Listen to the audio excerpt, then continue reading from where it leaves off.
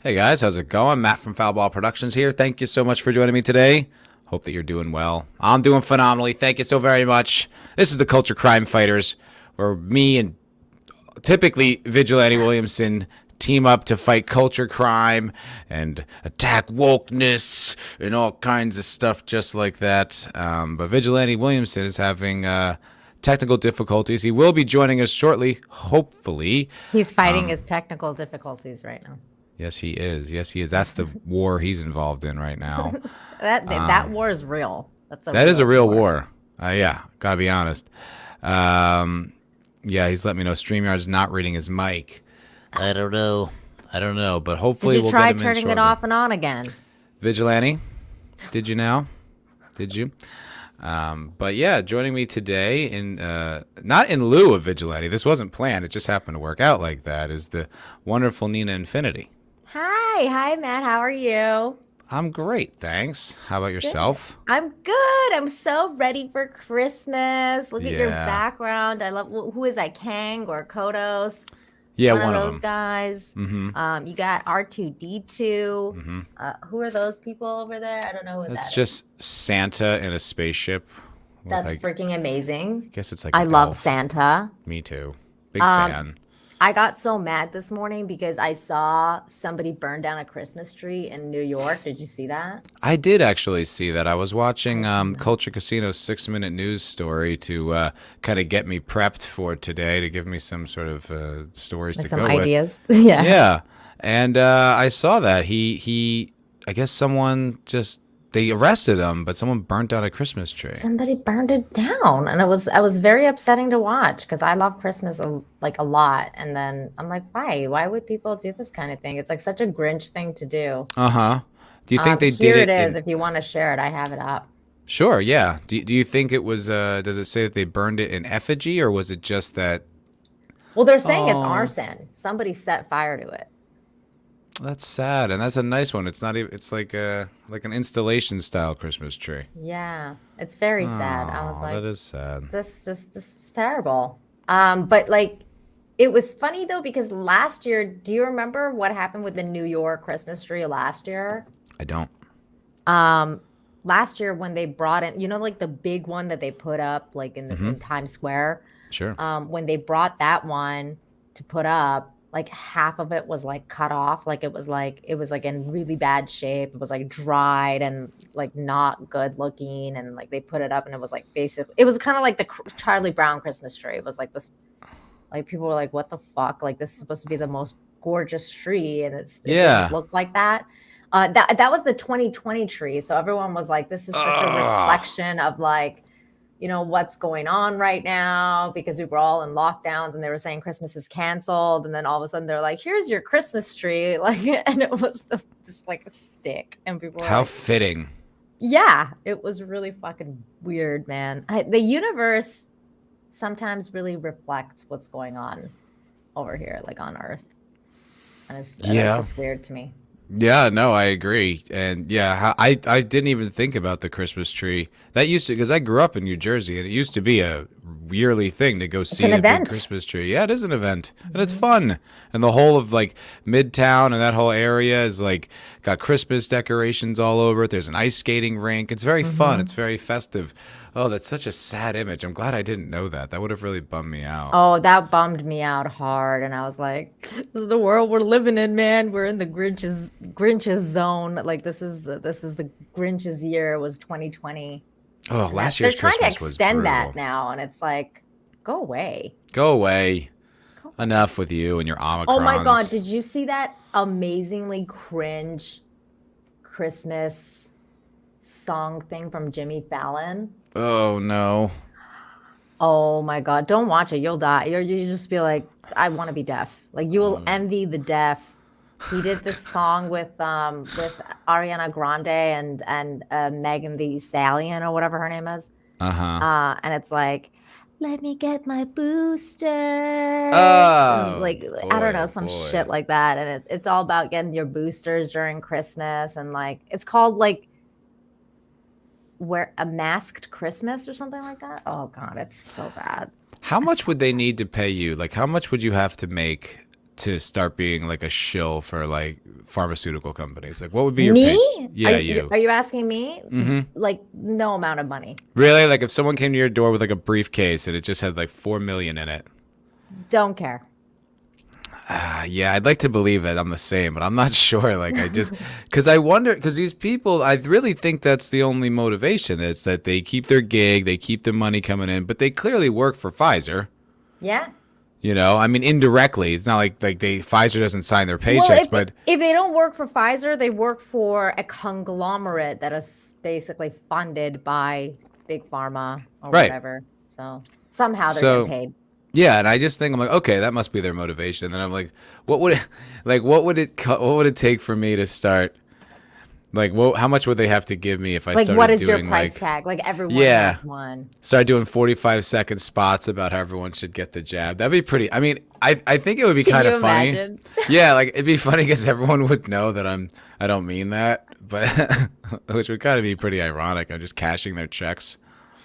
Oh, that's funny. Did you see Bernie Sanders' tweet the other day about Big Pharma? No, what do you say? Oh, that was good because I was like, oh, basically what Bernie's now saying is, "Where's my cut?" Because I played the good guy. Where's my money? Exactly. He came out and he was like, "These billionaires getting, these people are making so much money off the vaccine, and they want us to trust them, but we can't trust them because they're making millions." And I was like, so like. You want your cut? That's what you're saying. Yeah, it's because I'm like, oh, if he means it, he's right. I mean, that's definitely what's going on here. He's right, but the way that he's pointing it out, it's not like we never knew this. It's not like you didn't know this from the very beginning, and now you're like harping. Yeah, I don't think it's like Pfizer is donating all these free jabs and getting a tax-deductible charity write-off. Mm-mm. This is all public money that they're getting as an influx. It's like it's a giant grift. Yes, the biggest grift in the world. Yeah, and history in my life. Same here. I'm not that old. I mean, people think I'm a vampire, but I'm not that old, so... I heard the rumor that you were a vampire, and I didn't know. Well, now I'm out in the daytime. Okay, so and we know we have evidence, proof. Okay, fair enough. But I am wearing sunglasses because the sun is like. Yeah, it doesn't help your case. Yeah. I'm trying to find that Bernie tweet so I could read it for you. It was freaking hilarious. Yeah, Bernie. That's interesting. You know, I've been going down this Thomas Sowell rabbit hole. That rhymed. And been listening to like a lot of his stuff, and it really is fascinating how many people still. It's like they still want to try Marxism. They still want to do it, and it's like they all think they can do it better. They're like, it didn't work before because we weren't doing it. Now we can do it better. But we've learned from our mistakes. It's hubris, right? So is it hubris? It is. Absolutely. Blows my mind. Me so too. much evidence it doesn't work. So much. Here is I come from a country where people were tricked, and Marxism led to communism, and this is obscene. Last week, 8 investors in Pfizer and Moderna became $10 billion richer as news about the Omicron variant spread. It's time for these pharmaceutical companies to share their vaccines with the world and start controlling their greed. Enough is enough. Damn it. Like, he's so close to having the right point there. He's almost there. He's like, yeah, all these people are making billions on these vaccines. They should give them away. It's like, oh, you jackass. You are so... close. The hidden message here is, where is my cut, Pfizer? Where's my cut, Moderna? Like that once they gave him his cut, then he'll be like, everyone should get vaccinated, and don't worry about anything about them getting paid because they're just spreading the wealth and they're giving away vaccines for free. Everybody, don't worry about it. Yeah. Let's definitely not look into some sort of like widespread collusion between like the CDC and Fauci, who were investing money in the Wuhan lab that somehow released this thing and shut down the thing, and the largest wealth transfer in history. Let's not look at that too closely. Let's make the patents public. Oh, you jackasses. Oh my goodness. What a world we live in, Nina. Bunch of weirdos. Bunch of weirdos. But it is the holiday season, so that's nice. Yeah. Have you started your holiday shopping? Yes, I definitely bought a couple gifts last night. I was doing some online shopping, and I've done some regular shopping. I set up my office. I set up my tree downstairs Nice. like That's last lovely. Tuesday. My husband was like, "You're crazy! Like, why are you setting it up now?" And I was like, "Cause I get to look at it longer. I don't. I'm No, one of those I'm people like day after Thanksgiving. It's day going after up 'cause Thanksgiving. yeah, it's done. 100%. I'm with you. I think that's when the Christmas season starts. Anytime Yeah, before that, it's too much, but it's like the day after Thanksgiving. It's basically a full month of Christmas. exactly. I think that's great. I No, didn't I I like. didn't decorate for Christmas my house this year, mainly because like I just put my house together like a few weeks ago. Like I've been Mhm. here for months, but I just haven't like actually done the finishing touches of putting everything out. And I'm like, I'm not going to take this all down just to put up Christmas gifts, presents, or decorations Yeah, all of right it. now. Yeah, I was like, no, Just I'm get not. yourself one of those little countertop Christmas trees. At least you'll have like a little A festive little. area, but it won't be like insane. Yeah, that's actually quite nice. I like the sound of that. Yeah.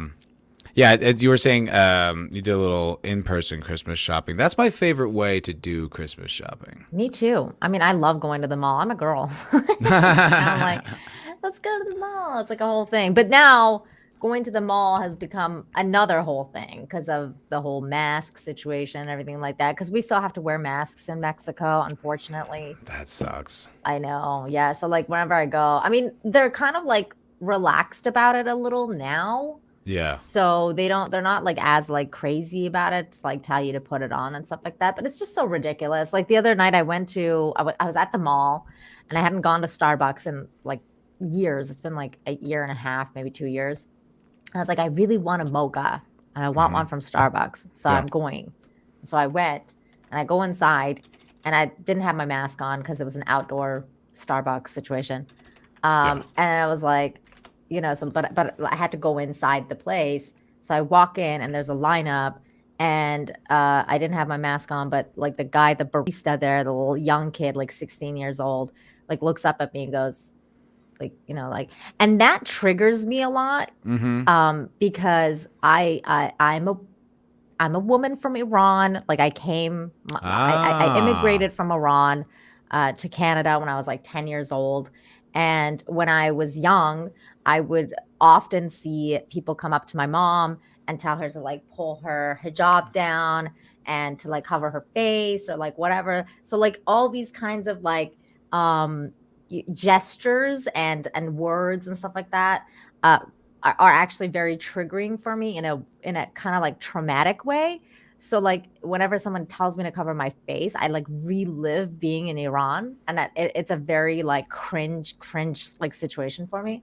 Hmm. So I'm like, oh, this little kid, like little pesky 16-year-old kid telling me to fucking put on my mask. Meanwhile, I look down and I see this dude sitting right next to me, like because the lineup is going right next to the tables, right? And Mm-hmm. the dude is sitting right next to me, has a drink on the table, no mask, no nothing. He's just on the phone. And oh my God, he quit. And I'm just kind of like, okay, so like we're basically buying freedom is what's going on. Is that because if once I go up to the counter and I pay for my drink, then that's okay. Then I can bring my mask down. It has nothing to do with like this virus. It has Right. everything to No. do with control and buying your freedom through money, because that's basically like that's the currency now. Like the Mm-hmm. currency or the not currency, the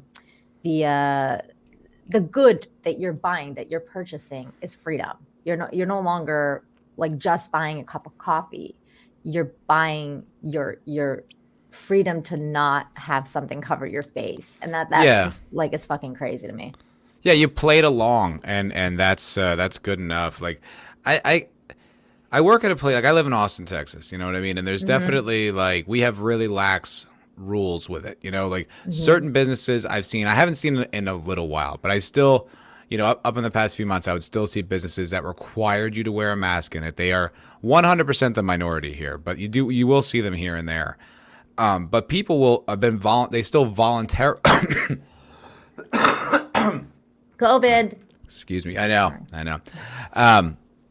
So the people will still voluntarily wear them all over town, which is like fine. I don't care what you do, you goofballs. Yeah. Do whatever you want. Just don't make me do it. But there'll be people like I work at a place. I work at a pub, and people will come in wearing the mask.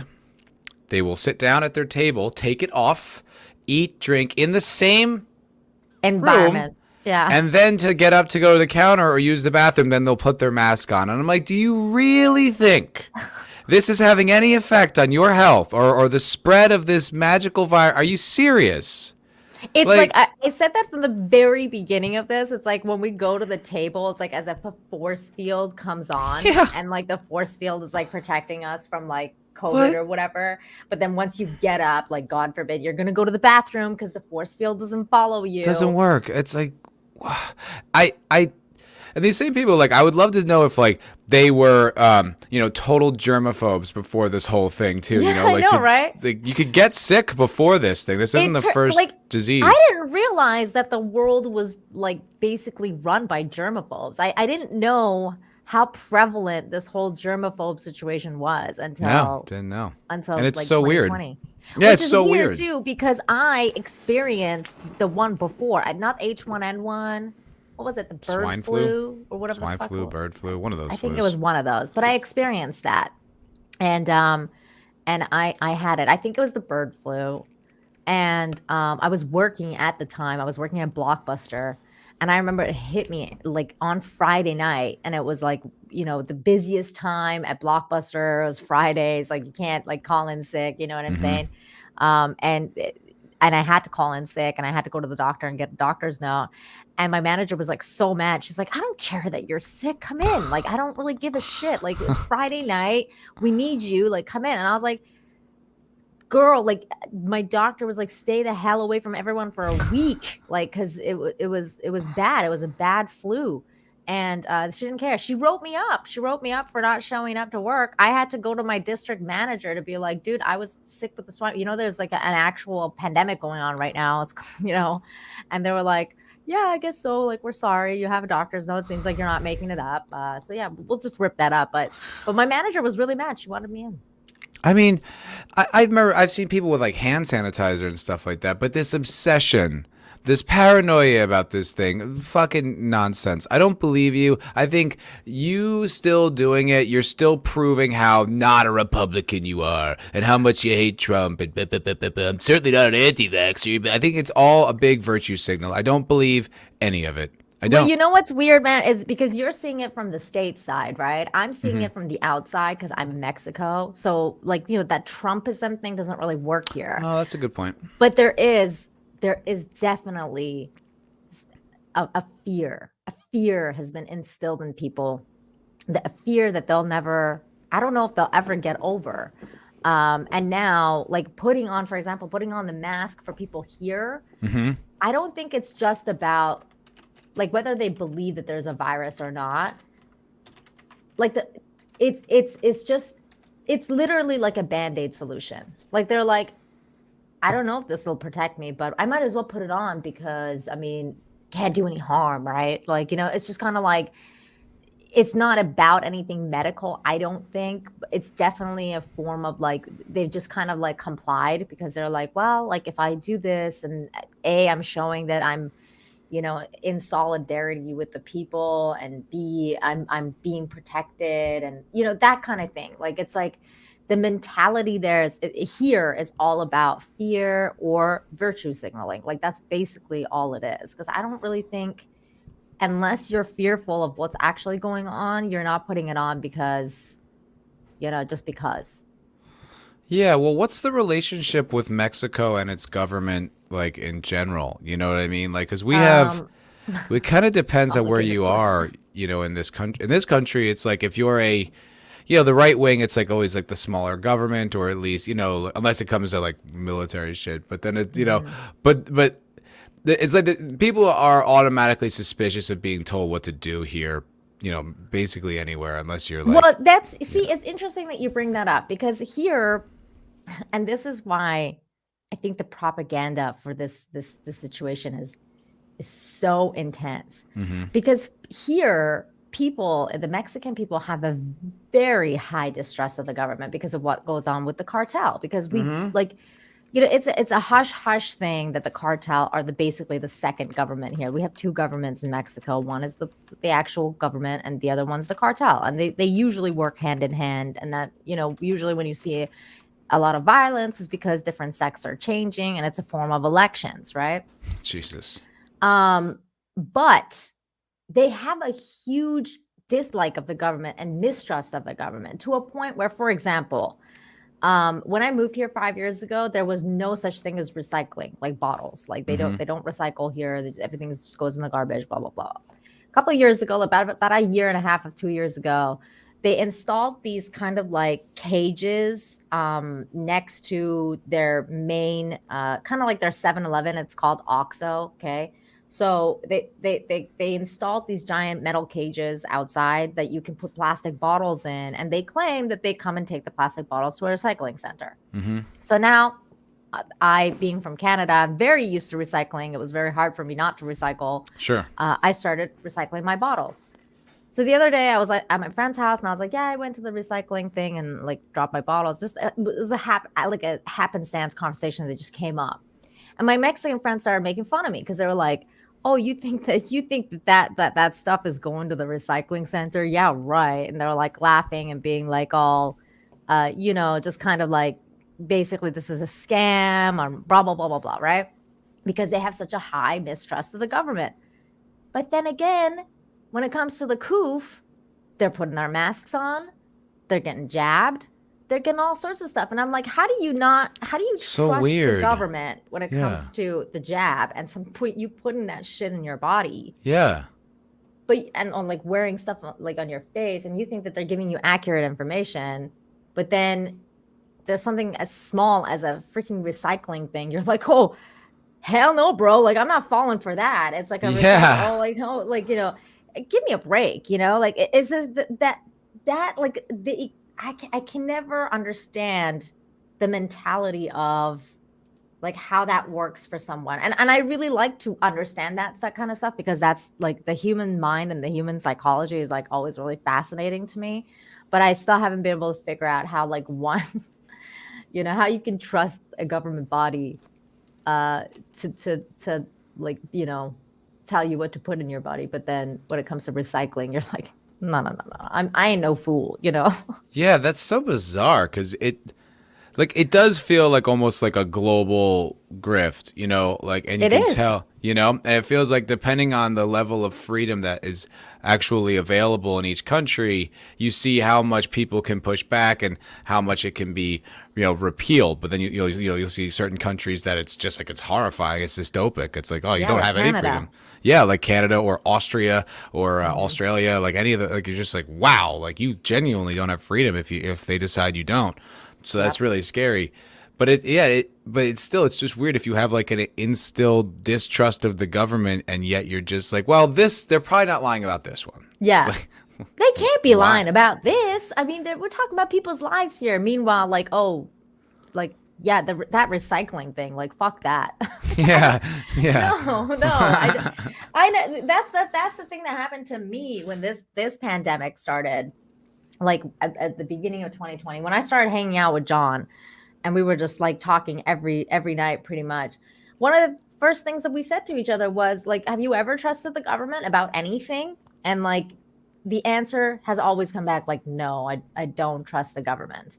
And it's like, well, why did you start trusting them now? Same thing with big pharma. It's like, did Yo. we like how did it go from like we're questioning big pharma, we're questioning Bill Gates and his hand in big pharma and all the things he's done in places like Mexico, South America, India, all these different places that have experienced different things with quote unquote jabs, which I'm not going to get into, but still, like you have this track record. You have Fauci's track record with AIDS.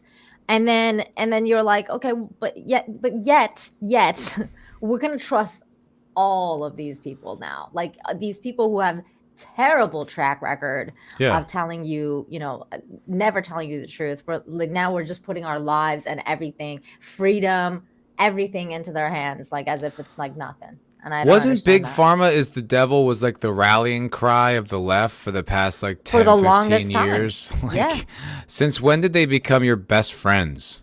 I don't know. It was the most bizarre thing. I'm like, only like 3-4 years ago, we were all fighting big pharma and Monsanto and like all Yeah. these people, all these like them adding hormones and blah blah blah to Right. like foods and the It, FDA. The FDA was being questioned constantly about like the different things that they were approving yeah. from The places like FDA. Pfizer and like blah blah blah. Monsanto, all that stuff. Dude, it Mhm. almost feels like a My Fair Lady kind of bet amongst billionaires. They're like, look, I could turn the entire left pro pharma in 5 years. Watch, watch. And they're You're like, totally oh, right. I'll take that bet. I'll take Yeah. that bet, Roger. How now, brown cow? Yeah, exactly. And they're Yeah, just counting totally. their billions. Told you, dude. Told you I'd get the left rallying for the Oh pharmaceutical man, companies. bunch of Killed fucking it. fat cats. It's Yeah. like, oh man, it's crazy. It's It's crazy. nuts. I swear, I keep thinking like I woke up one day and I'm in a total like it's literally the Twilight Zone. Like I woke up in the Twilight Zone one day and it's like it's a totally different dimension. And I'm like, we're allowed now living in a dimension where we trust big pharma, apparently. Okay. Do you remember this is a story? Because this guy is he's so annoying, but it's still an interesting story. This was back like at the beginning of the pandemic. But do you remember when Jared Leto was like on some like, he was in like some Yeah. sweat lodge for like 2 weeks or whatever, and he came back and like the whole world like turned upside down? I mean, we're Yeah, kind of that's all living a wild. version of that. Yeah. Yeah. That was funny too because he totally like looked like Jesus and he was walking around the desert and I was like, what the hell is this guy on? Like you He's could tell such a he was on douche. stuff too. Oh my god. Oh, totally. I've been at an event where he was there, and he was had just this ridiculous outfit, and was just walking around. You could tell he was so into himself, like he was into his own mythos. You know? Yeah, that's called like heavy narcissism right there. Oh, Like for sure. yeah. But he's such I mean, a good that actor. guy's just weird though, man, because Yeah. he obviously has some sort of god complex, like a superiority complex. That's why he does these kind of things. Like Yeah. he thinks he's like I don't know, something. He's such a good actor, though. I was watching. Well, Psychopaths Americans. usually are because Yeah. they have to pretend to be other people. So look at Alec Yeah, Baldwin. that's true. Yeah, good point. Good point. Why do you think he's such a good actor? Yeah, it really is an interesting skill set because I mean I knew so many actors because I was an actor for so long in Los Angeles, and it's like you see people like they're just sensitive, sweet people, you know, and it's just a skill set. But then there is that kind of just blankness in some people where it's like they don't know how to interact.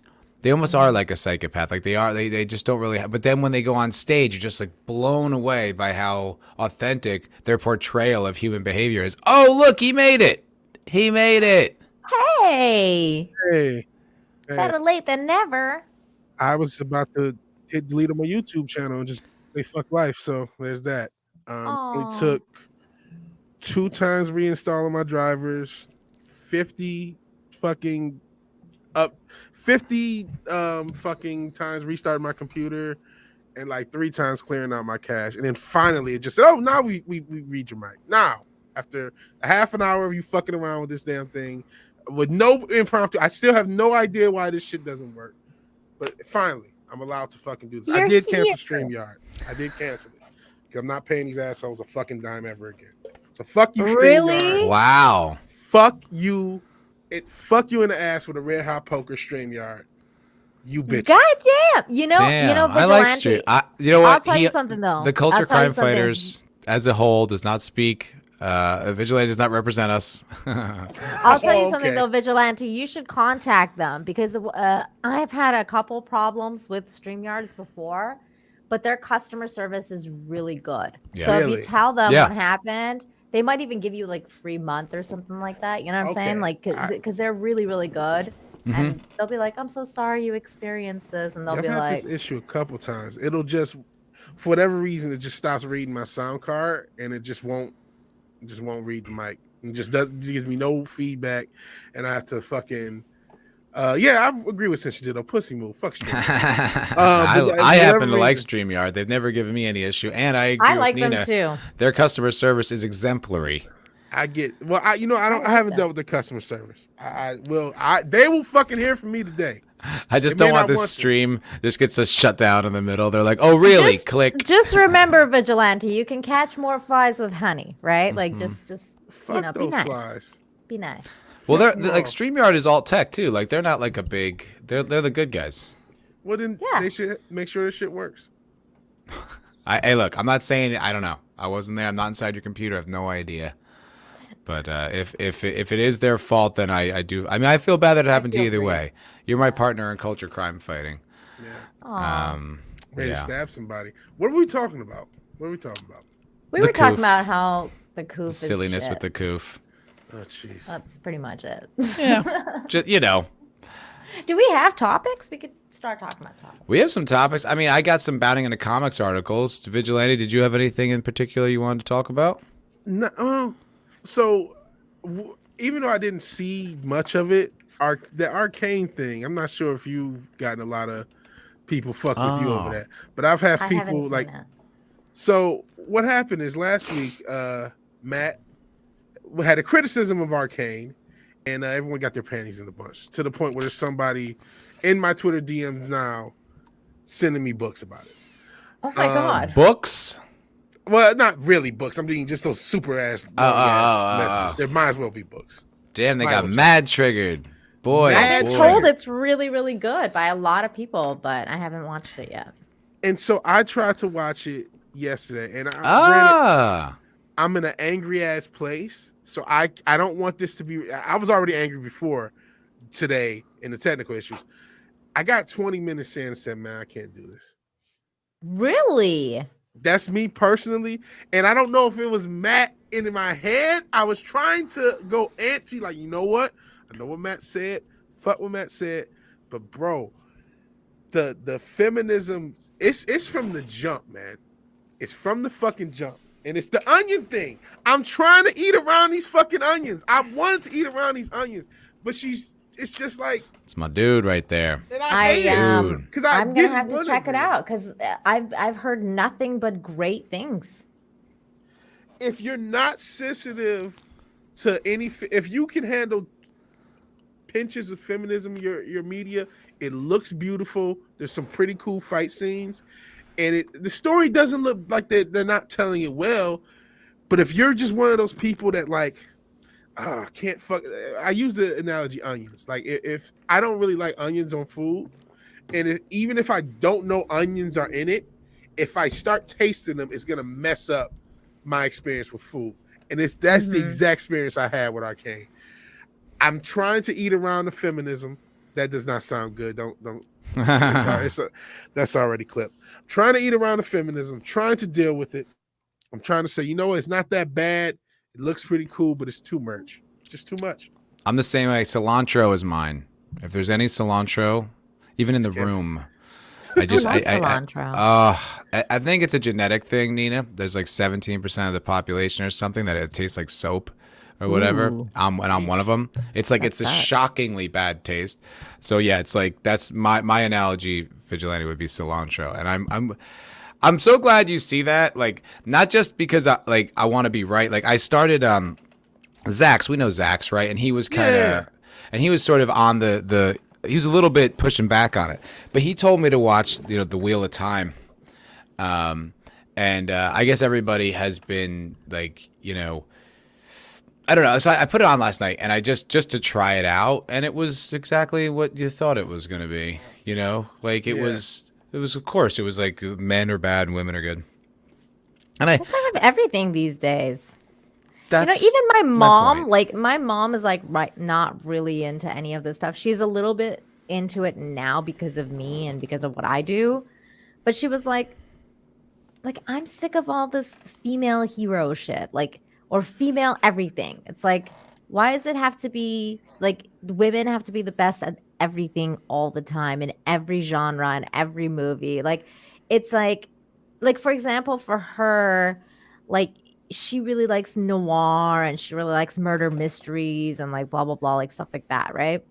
And then like even stuff she watches now, she's always like, okay, that the police has to be the woman, and then the detective has to be a woman, and then the murderer has to be a woman, and then it's always like, okay, somehow one woman is better than the other woman, and how are they better than the other woman? And it's just like, and then meanwhile the men are all shit. Mm-hmm.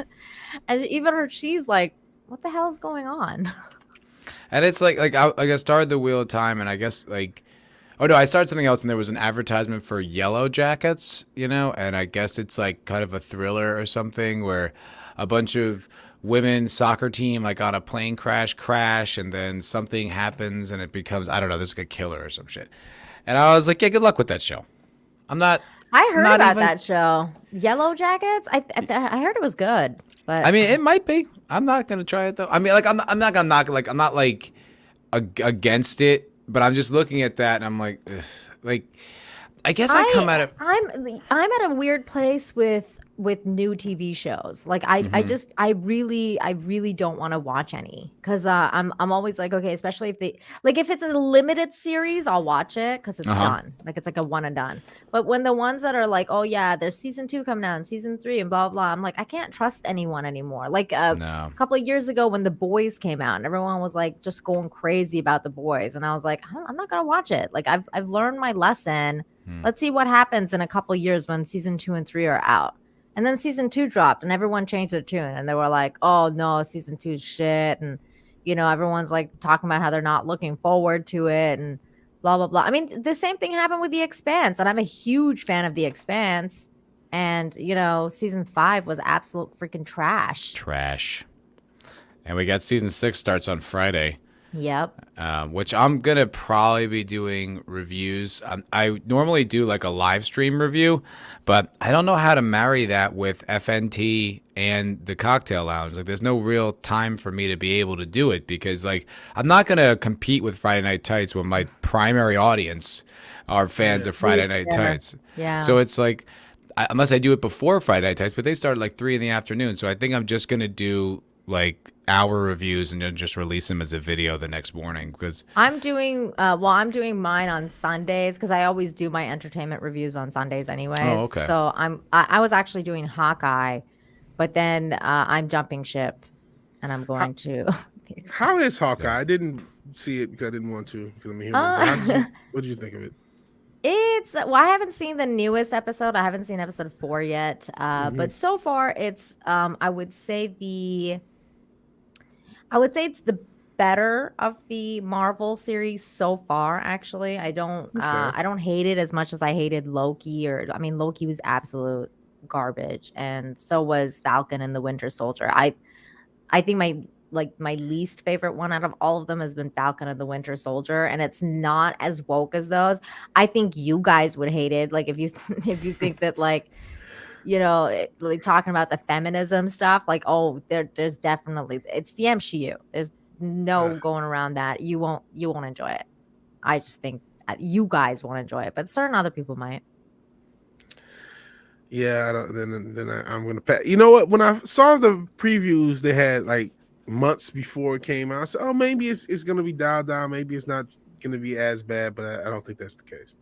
Well, it's not as bad. Like, again, depending on what you're comparing it to, it's not as bad as Loki. It's got better writing. They're at least learning from their past mistakes of, like, even if you're trying to build, a female character, at least they're giving you some expositions of why she's the bestest ever, even though she's still the bestest ever. But they're still at least telling you that she's had training and stuff like that. So like there's just like there's little different aspects of it which I did like there was like, for example, in Hawkeye, like they're actually talking about like Hawkeye being a good dad, and like they're like the themes of a good dad is in the show, which I think is sorely missing in Hollywood these days. Yeah. So I was kind of pleasantly surprised about how well they're portraying the father relationship and even a fatherly figure, because Kate Bishop doesn't have a father, and so like Hawkeye's kind of like being a father figure for her. And I think that those things are positives about the show. There's a lot of negatives, but you can always focus on negatives, right? Well, you know what? That's kind of like, I wonder if that's the new thing. If they like, okay, wait, we've gone too hard with feminism and wokeness. Let's dial it back and try to make it more logical. I almost felt that with Arcane too. Like, okay, we're not gonna go super hard, mega. All men are bad. We'll show some positive light. You show there's a positive father figure in that. But there's but still, at the end of the day, women are better. We're not gonna same shit. It's just a restructuring. It's probably a better delivered. Yeah, it's a better delivery system. It's a slightly more like sophisticated version, but at the end of the day, you're still getting the characters in the same positions, and it's like, all right, well then what's okay. I mean, I felt like kind of like the same with Ghostbusters. Like my opinion of it wasn't a popular one because I didn't like it as much as like a lot of the people did. And I think that there was a lot of like weird, actually, like, dads aren't good kind of messages in that movie. But I think it was, but like, that's how I picked it up though, like I just don't, I think that the studios though, because it definitely wasn't as in your face with Ghostbusters. So I think that the studios are kind of like going back to the old model of subtle propaganda versus like just incredibly overt, because I think that they're starting to see that that's not really working, especially when you see that, like, you see headlines like, Hawkeye's suffered like a 40% drop in viewership since the second Is that episode. true? 40%? Yeah. Wow.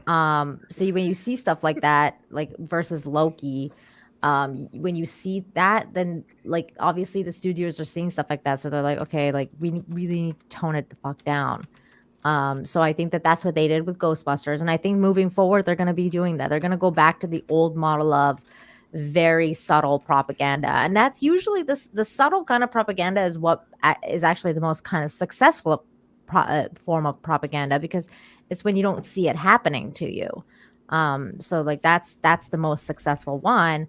And I felt like the Ghostbusters Afterlife was exactly that. Like there was a lot of propaganda in it, and a lot of people were just like, well, whatever, at least, they're all back together. And I'm like, oh man, the amount of propaganda in this movie was like actually unreal, but okay. Like that's how I felt about Arcane. And that was like, and the thing was, I was just like, hey, like it. It's fine if you like it, but you got to make sure you see the forest for the trees a little bit here. Like you got to see the missiles behind, the packages of food. You know what I mean? Like it seems like it's all nice and good, but the truth of the matter is, there's some nefarious stuff. It's still woven in there, and it's still there.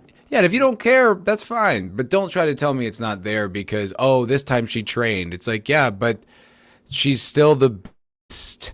Ever. And you're just like, and she's still like in a traditional male role, and the males are put to the sideline, and it's like it's still the same kind of thing. They're being emasculated, and and there's still like baseline lesbian, character where she, rather her not her, like at least with Arcane, rather not her sexuality is explicitly said. This is a lesbian character. I don't know if there's a guy later on, but this character is a lesbian, and that's fine. There's nothing wrong with lesbians. We like lesbians on the hub. But I don't want to see this like super masculine woman. Just like I don't want to see a super. Everyone's a lesbian now. That's it. Yeah. And the thing is, it's not that I don't want to see that. It's not like I'm adverse to it. I'm adverse to it being the only version of representation. Yeah. Like it's like it's every single female character like can never be in love like with a man for real, even unless she's like the alpha. Unless it's like Wonder Woman. You know what I mean? And Steve thing, like then they can kind of, but other than that, like they don't even like men. It's like, no. Yeah. Don't women get a little annoyed at this shit? Like, I don't. Of course. Well, I mean, I do, because I think that it's just, ridiculous. Like, I mean, I don't know. We are flawed. We are human beings. We are flawed creatures. We all are, like men and for sure. women, Every single person on earth. Yeah, and it's weird to. It's the same thing. I feel like the same thing that's happening with that is happening with the whole like tokenization too. Like it's like, oh, like Miles Morales being Peter Parker, and like it's like they're doing the same shit just in different ways to gear it towards every single category of people that you could possibly think of. You know, like I don't know. I'm Clay sick of it. Thompson says Nina is a lesbian confirmed.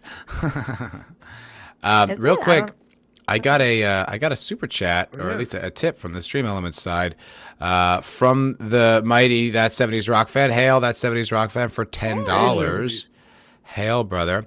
He says, God damn it, do I have to pay you to read my witty comments out? Well, that's how you get paid.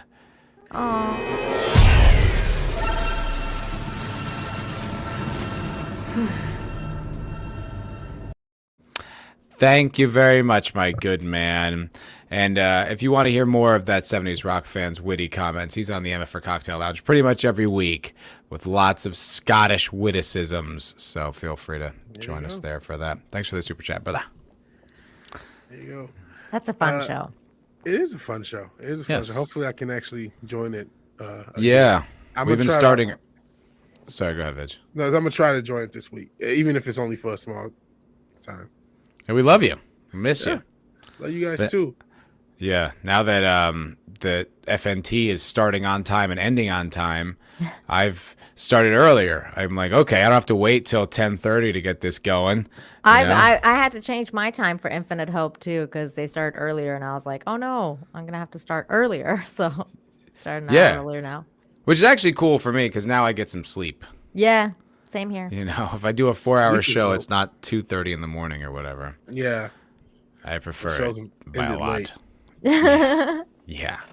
We used to do some late night streams with the Cocktail and Lounge. super long, like 7-hour streams have happened too, which is insane. I remember like a couple times because I'm a night owl, so I'll just like be like, oh, let's see who's live streaming. Oh, it's Nat, and then I like click on it. I'm just like lurking, and you guys are going for like 6-7 hours. And getting drunker, like that's not good, honestly. Like the more we think about it, that one episode, I know you talk about you getting drunk, but I've been like really toasted a couple. There was one where I was just toasted, and another one where fucking Nick Weiser encouraged me. And I remember the episode happening. I don't remember what was said. Oh my goodness. On either, really. So somehow, and I feel like I may have just jinxed us, but somehow, despite all that, we've never said anything that like we had to go back and edit out or anything like that. You know, like we say like some wild stuff, but we never. I feel like we've never said anything where you're like, oh shit. Yeah, I know. Knocking on wood. But I feel like that's pretty impressive considering how many people are on that show and how many people are heavily drinking. All those factors could now, of course, this week I'm gonna get the channel yeeted. But are you sure though? Because like you would have to go back and watch the whole thing because you don't know. But I think someone would be cognizant of the fact that something was just said that was mad fucked up. I mean, like, I see what you mean. That's just. But normal. you would probably get clips too, like look at what Matt just said. Yeah. I mean, I don't know. It's not like there's a lot of people who would watch who like are, waiting for me to screw up. Yeah. You don't have those weirdo stalkers yet? No, not yet. No. Even since your Ditto said it actually is pretty milk toast. And you know what else? He's like, it's not even that interesting, quite frankly. Because usually there's so many people, we're cutting each other off, so we're not giving someone a chance to like fuck up their life or everyone else's. Yeah, that's true. Hilarious. That's true. It's a drunk limited people audience. cutting each other off. Yeah, it's true. This is true. Yeah.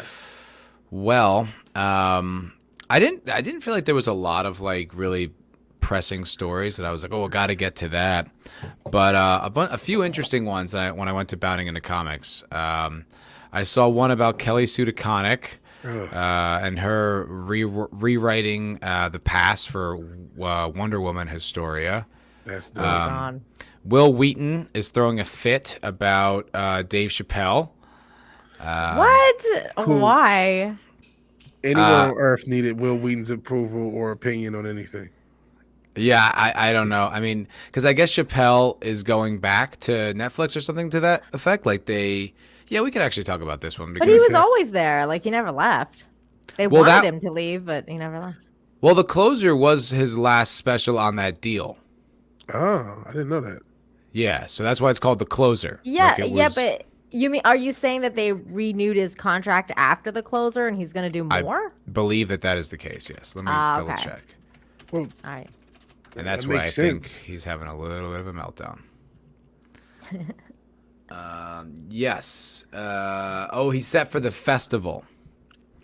Okay, he's going to the Netflix is a Joke comedy festival. Okay. Meaning Netflix is still in business with him. Of course there's some business with him. They paid him to, have his show on there and everything.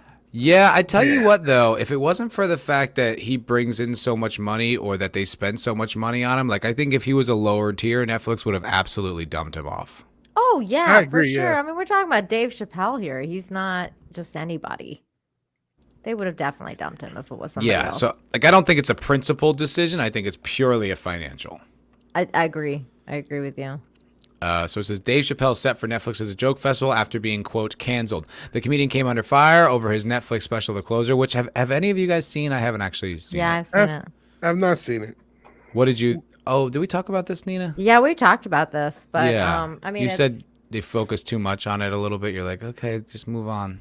But it was like his story he wanted to tell. You could tell he had this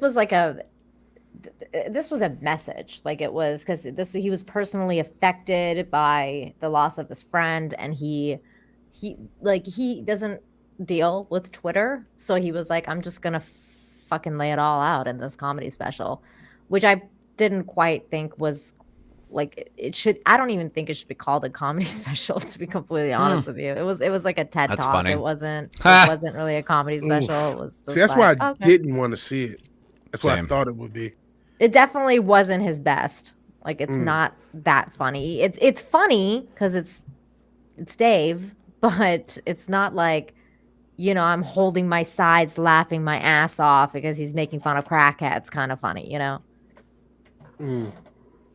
Well, not it's not the Chappelle show. I do think for like whatever reason. Oh my God! Wait a minute. What? Like the lineup for who's actually going to be on. Oh yeah, I'm this. looking at the lineup too. Oh, what is it? Okay, let's It's see a it. mixed Jane- bag. To It's say got the Jane least. Fonda and Lily Tomlin, Pete Davidson, Ray Romano, Seth Rogen, Tig Notaro. Gross, Seth Rogen. Kevin Hart, Ken Jeong, Amy Poehler, Aziz, Burr will be there. Wow, Burr's in this lineup? Yeah, that's kind of... Eliza Lots of Schlesinger, Chelsea. Dave Letterman's here? See, Yeah, David Chris Letterman, Rock. James Fox. Well, he's got a show.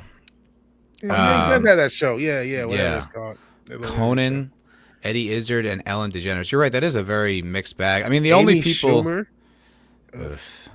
The only people in there in that lineup that like are interesting to me are kind of more like institutionalized, like they've been around for so long that they're like Burr, Eliza, Ellen and Chris Rock. DeGeneres. I'm surprised about that one because didn't she just kind of like yeah, get she her had a show little- canceled because she's like an abuser and like all this shit? I'm kind of. Does she still have a show? I don't know. No, it's it's gone. done. It's done. Okay. Isn't Done. it? She Or got if canceled. it's not done, it's on its last few episodes, last season or whatever.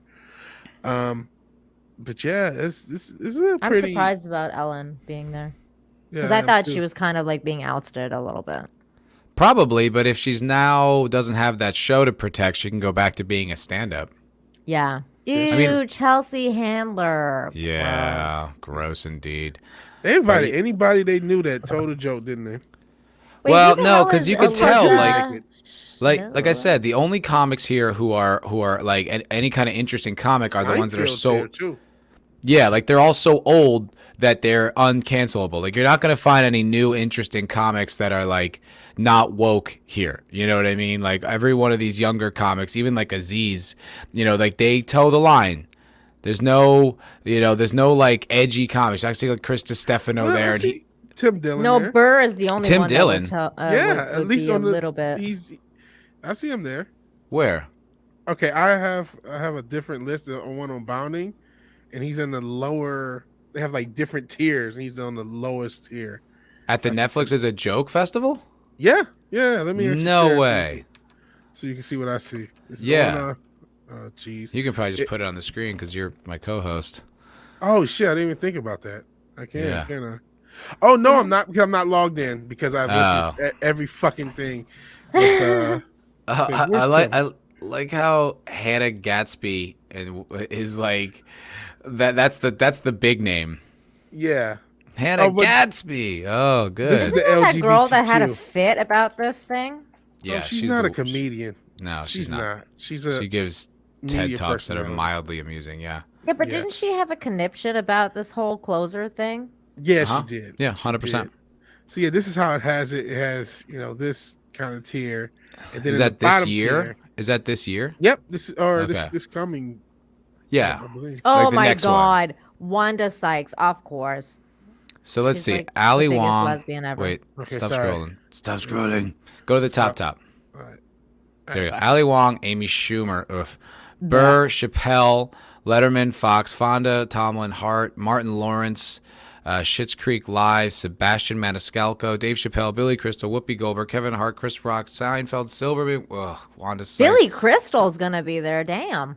Kreischer and Segura, Jeff Ross and Dave Attell, Chris D'Elia, Jim Jeffries, Norm Macdonald. Norm's dead, dude. This is definitely the wrong. Okay, This is the maybe wrong this is one. the wrong one. Yeah, it's got to be.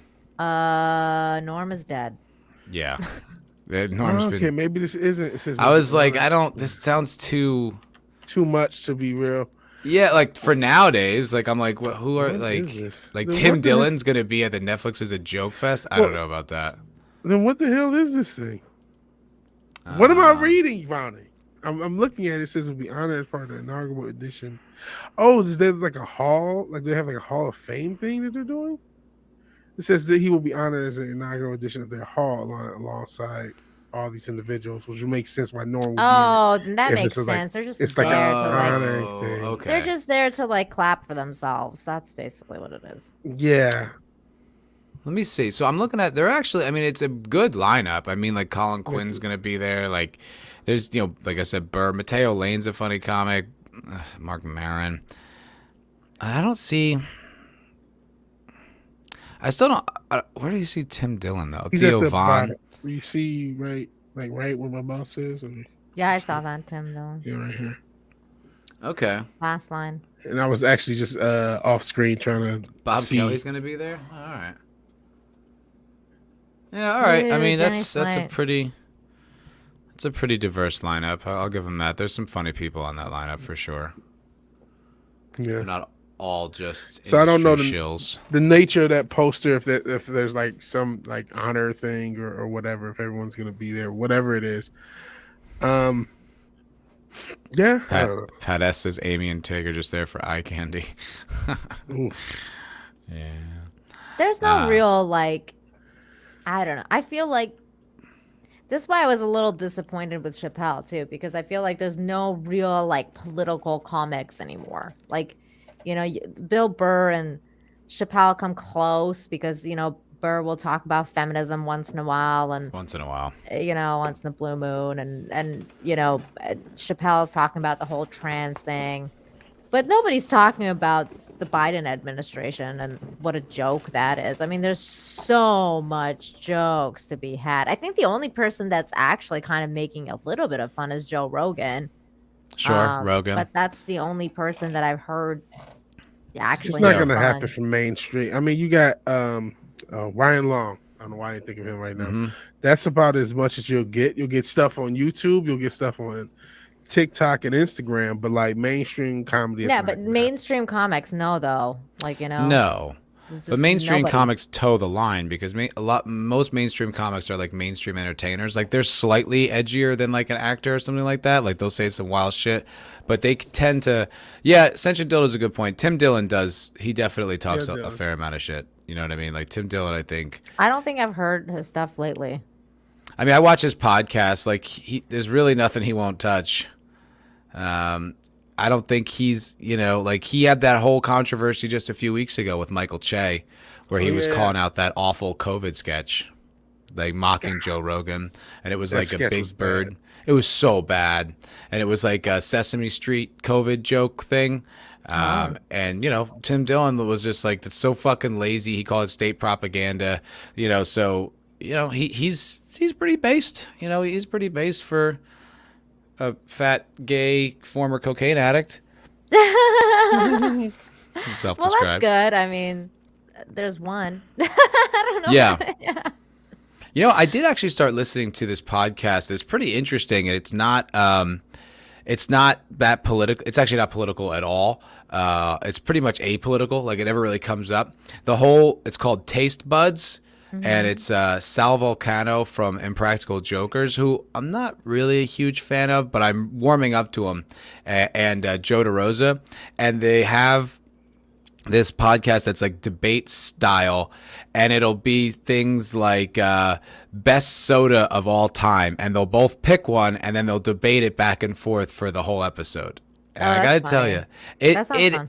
it is, and I find myself so invested in one side or the other, and like when he's like making some wild claim, I'm like, oh, shut up, Sal, you're out of your mind. I'm like yelling at the TV, you know. It's like, Oh it's my really, god, that's hilarious. yeah, it's a very entertaining show. What channel is that on? That's a YouTube show. Yeah, what channel is it on? Oh, yeah, whose just channel? Taste Buds podcast. I think it's on the No Presh network. Is Sal Vulcano's YouTube channel. Okay. But I'll yeah, check it out. It's funny. It's really, really funny. Like they had it was mac and cheese versus stuffing, like which is like the better food. Then they did one which I started. I didn't get to watch it, but it was Han Solo versus Luke Skywalker, which is the better character. Okay, so No Presh Network. Mm-hmm. All right, I'm gonna subscribe to these people and check their stuff out. Yeah, like Sal Vulcano is like a huge celebrity because of the Impractical Jokers. Yeah, I know him. Yeah, I've never seen a single episode of that show, but apparently it's Neither like have I. freaking huge. It's on I have. It's True it's TV. alright. What are you It's- guys watching lately that you're actually enjoying? Nothing at all. YouTube.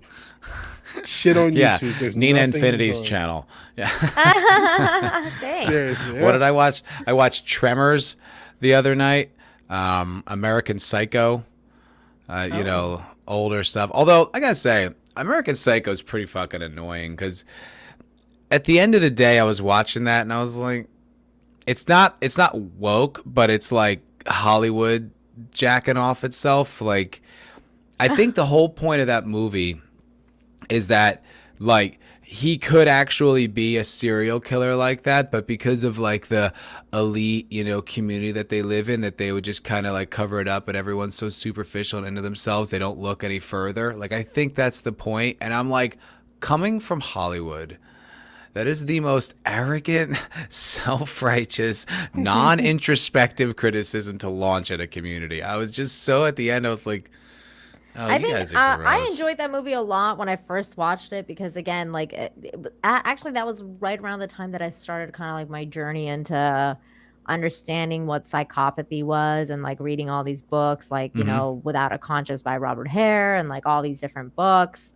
about psychopathy and psychopathology and stuff like that. Interesting. And when I was reading it, I watched that movie and it was a really eye-opening movie for me because it really talks about kind of like the psychopath next door and the idea that, you know, not every psychopath is going to look like, you know, a serial killer or like, you know, and they're not going to look a certain way. They can be packaged very differently. They can be packaged in a very handsome man and, you know, they can be fully crazy.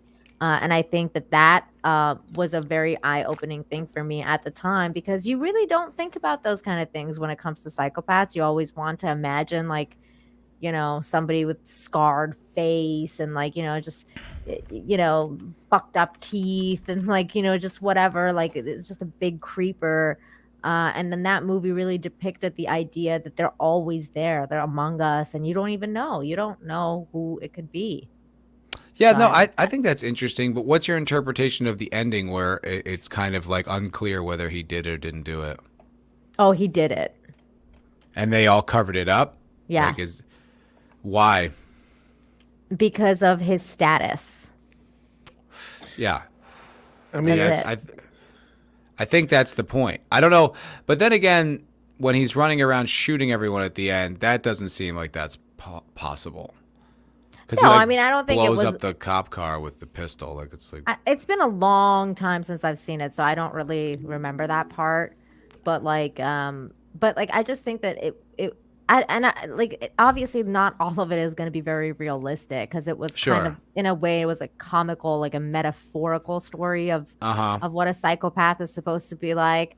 And I think that but I would have to rewatch it in order to accurately answer you because I don't remember that part quite well. Okay. I mean, it was still a very compelling movie. Like I was like compelled to watch it. And Christian Bale, motherfucker, what a performance. He's great. He's Yeah. so great. great. Have And you there's so seen many Equilibrium? I don't Heard of it, think but so. I have not seen it. You guys would love it. You should watch Equilibrium. It's Is that so the one where good. there's the like the martial arts built around handguns or something? Yes, and basically it's about a dystopian society where they're making people take pills to suppress their emotions.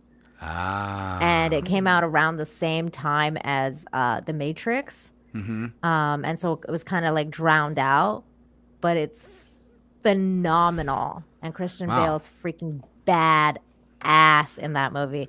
That was kind of like the movie that when I watched that movie and people were like, "Oh, he's gonna be Batman," and everyone was shitting on it, and I was like, Ah. "Have you guys not seen Equilibrium? He's like the most badass mofo. Like he is gonna be a great Batman because of that movie." Mm-hmm. He's So a badass dude. I mean, he was very badass in American Psycho. Like, he Yeah. just was so fit and intimidating and scary when he's chasing that girl around the apartment with the chainsaw. It's very scary because Yes. he's so fit. Like, he's so Yes. athletic. It's Yeah. like, oh, he could definitely catch you. Yeah. Matt, Real quick. you guys will love Equilibrium. Trust me. Watch it. I just want to say bye to the broad. Peace out, broad. Later, Daniela. And yeah, Ah. Boy. She did give a nice shout out to you earlier, Nina. Aw, thanks. She loves you. Hey, good Yeah, to she see thinks- you. Yeah, she's cool. Danielle's becoming like a part of this community, like actively. yeah, Nice. she's super awesome. Yeah, I she's met really her on your gelled. show that last time when we were talking, or the last time I came on your channel. Yeah, it's always very nice when you nice stop by. Yeah. Oh, that's so funny. E. Clay Thompson says, "Oh my God, I watched Equilibrium last night. Lol, it's good but flawed." Well, everything is flawed. Like That's true. Nothing's ever going to be perfect. Yeah, except for Scorsese movies. Other than that, yeah, I don't guess that's disagree. true. I love Scorsese movies, so I'm not going to Yeah, disagree they're with so you. good. Yeah, I guess mean, that's some true. of them are like better than the others, though. Like, so I feel like there is, like, it depends on what your taste is. You know what I'm saying? Even when it comes to Scorsese, because I think sometimes he Oh my God, has he a- put out a fucking musical with Liza Minnelli and De Niro, which is excuse me, unwatchable. Yeah, it's I didn't know this existed until now. what? horrible. What? Awesome. Oh my God. You're lying. No, I'm not. That can't be possible. It is a real thing. What's it called? I forgot. It's like, I think it's called New York, New York. It's When did this come out? like the 70s. Oh my god. Okay, I didn't. And it- I thought you meant like recently. I was like, excuse me.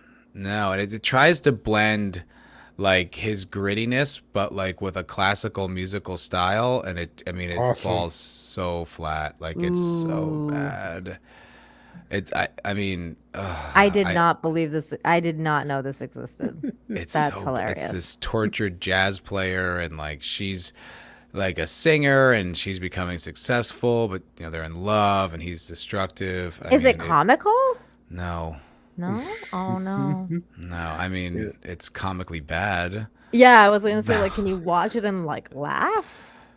It's too painful because it's De Niro still and Scorsese. Yeah. Like, it's not It's like funny. primed in there on Scorsese. You know what I too. watched? Yeah. Like a couple months ago, I watched a De Niro movie I'd never watched before, and I was like, "This is a fucking amazing movie. How had I never seen this before?" It was God, I forget what it's called right now, but it was it's like this '80s movie where this dude, he's like an ex-cop, and he's like a Oh, is this private Midnight eye now. Run? Yes, Midnight Run. It Yeah. was so good. I was like, "This is a great movie."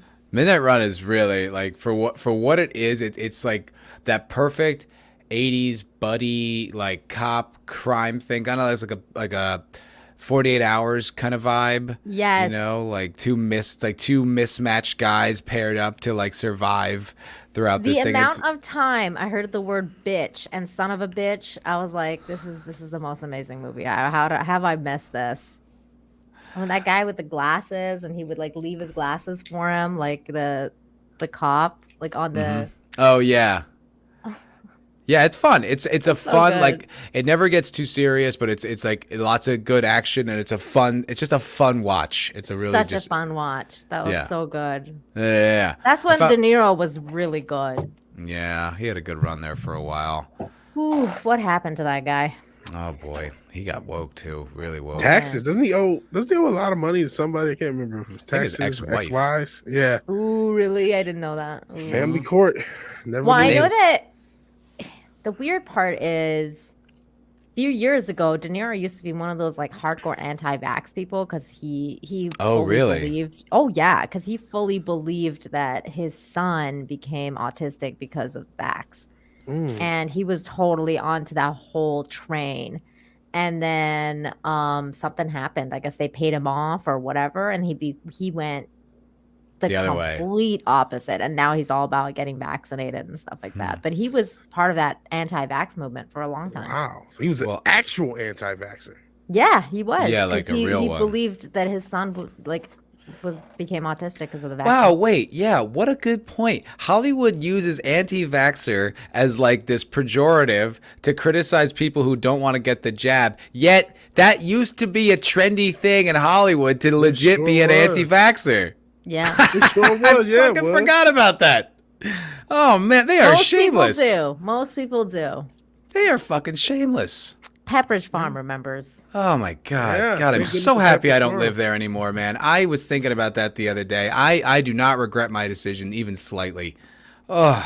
You Awful and me town. both, dude. Whenever I hear anything about Canada, I'm like, I'm so glad I don't live there anymore.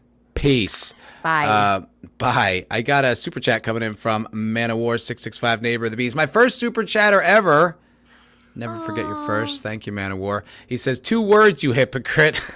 Quite the community I've cultivated here. Shutter Island. I knew it wouldn't take me long. What do you mean? What do you mean by Shutter Island? Yeah, what's Like- the context? Is of that the Shutter Island? movie? I don't. Yeah, There's it's a a movie with Leo. Scorsese film. Are you That- saying it's bad? Oh, or he's it's saying it's bad. good? He's saying it's. I think he's saying it's Maybe. bad. Oh, well, if he's saying it's bad, I would agree. But thank you very much, my friend. And speaking of I De don't Niro, think it's his. Christmas, your share. Just a little taste. Jimmy. sorry to cut you off there, Nina. Oh no, it's fine. That was a great clip. Thank you. I don't think it's his best. Like Shutter Island, definitely it's not like one of his best, but it was still really good. I mean, especially compared to what the fuck's going on nowadays. I mean, you watch these movies now and you're like, oh, that's what back when we had standards and we actually, thought that this movie wasn't as good as it could be, when it comes to somebody like Scorsese. But now you watch all those movies and you're like, oh, this was a fucking great movie. That's true. A lot of movies. I went back and watched, not Hunt for the Red October, Crimson Tide. And it was a movie I was like, yeah, that was good. And now I go back and I'm like, wow, this is amazing. It has Yeah. like plot progression and character arcs and a kind of a gray ending where there isn't like a defined winner and loser. Or, you're just kind of like, oh yeah, like a good story. That's what I'm claiming about the new Matrix. Like everybody who claims that they hated like the sequels, like the second and the third one, they're gonna after they watch the Matrix 4, they're gonna go back to those and be like, these were fucking masterpieces. compared You're to right. this. Just the way people look at the prequels now, like, God, Exactly. this is Shakespeare. There's a pretty good Scorsese conversation going on in the chat. And then one point too, though, like he's made bad movies. Don't get me wrong, but he has made so many masterpieces that so what? It kind of like overshadows all his bad shit. Yeah, I feel like Casino, Taxi Driver, Goodfellas, Wolf of Wall Street, The Departed. The Departed. The list is so long and so numerous and so full of classics that it's like, yeah, okay. Raging Bull, like, so what? I don't care if he makes a few bad movies, but I think I do agree. That Man of War and Sentient Dildo are saying that the Irishman is a bloated mess. I loved The Irishman. Did you now? I would tend to agree with the chat. And I watched it in one sitting. Wow. That's The gangster. whole thing. What'd you I had love maybe about it? like one bathroom break, but I watched the whole thing and I really liked it. I thought it was his masterpiece. I thought it was his like the I don't know the what's the word that they talk about? Like the last movie that you do that's like the kind of like Oh, the you're like Opus or Yeah, something? yeah, Magnum his Opus? magnum opus. I thought it was his magnum opus. I thought he did like he it was magnificent. It was an amazing story. I thought that he combined everything he had learned through all of his movie telling experience. Yeah, the Huh. magnum opus. I found the And combined CGI. it with new CGI. That's the thing, like because he was the first one that kind of brought that new de-aging. And that's fine. I mean, everybody can disagree. No, the Um, de-aging actually put me off of it because I saw that and I was like, I don't know if I can Same. sit through 3 hours. but he I was never saw the being movie, so that's my full. I But he know. was being the thing though, like he was being that pioneer because this is going to be the future. So when you see this movie again, this is going to be one of those movies when you see it in years time, you're going to be like, man, this guy was so ahead of the game. He's always ahead of the game. This is what Scorsese does. He sets the next tier of what filmmaking is going to be. And this is I mean, exactly I what like happened. that that's your angle. I don't agree. Like I thought like it really detracted from the film. I think had they just cast younger actors for the younger parts, it would have been more impactful. But and I agree with De you. Niro, I De agree Niro with with you because I like it when they cast younger actors and they have them have that experience. Like I agree with that. But at the same time, I understand when a filmmaker like Scorsese's like, no, I want to try this new technology and like, set the next trend or whatever. And he I mean, does I it. respect that, but De Niro with blue eyes was so fucking distracting. I couldn't get. It was 3.5 hours, 4 hours. I couldn't get comfortable with it. I was like, like I've been looking at like my whole life, Yeah. and it's like you don't have blue eyes. Like it was so off putting. It just felt Yeah, weird. I understand what you mean. Well, one thing I do agree with, Nina, I do think, unfortunately, this technology will be used going forward. I know Indiana Jones 5 is supposed to use this technology. I think a lot of movies, especially because we're nostalgia, horrors, a lot of movies are going to use this de-aging thing. Hell, everyone Yes, they last year are. freaked out because of fucking Mark Hamill when that Yep. looked terrible. But Yeah. but the technology is still going to be used It's regardless of going to what be we. used. That's the next thing. Well, they've been Until they doing it come for out a with like while. actual I like mean, virtual reality movies, that's gonna be the next but thing. I don't know if it has been used as heavily where like, okay, not just a Well, scene or two, but like the whole movie or a good portion of the movie. We're well, going they to use they this technology. digitally de-age a lot of actors, but like in subtle ways. They give them like a little Yeah, digital makeover. Just a little it's like a little facelift. Make them not look to a this bit extent, I younger. don't think. Because it's such a protected part of your brand as an actor, especially as an actress. But it's like if you get noticeably older, your like box office value goes down. So it's something that they protect. That's why they're obsessed with like plastic surgery and stuff like that. And so now if you can do it digitally, it'll be the kind of thing that they get in their contracts, like like digitally de-age this actress so that she looks younger, so that because she can still be a box office draw. So I just think that like and that's the thing, like I think that Scorsese's Irishman is one of those things where, like, for example, I don't think I'll ever watch it again. Whereas I'll probably watch Casino, Departed, like those movies, Goodfellas. Like I'll watch those over and over. yeah, they're I'll great. probably never watch The Irishman again, but it doesn't mean that it's not one of his best movies. Like, because it was an undertaking. Like, it was definitely one of his.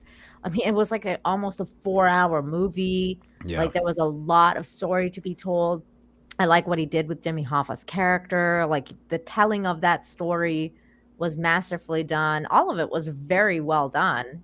Like the sets, the designs, just everything about it, the cinematography. There's a lot there. There's a lot there that was very positive. It's just like I think a lot of people were thrown off by the length of the movie and by, again, the de-aging thing, which was basically in its infancy at the Yeah. time. Yeah. So, but it's gonna be one of those movies that's gonna go down in history as I think it's gonna be one of his best.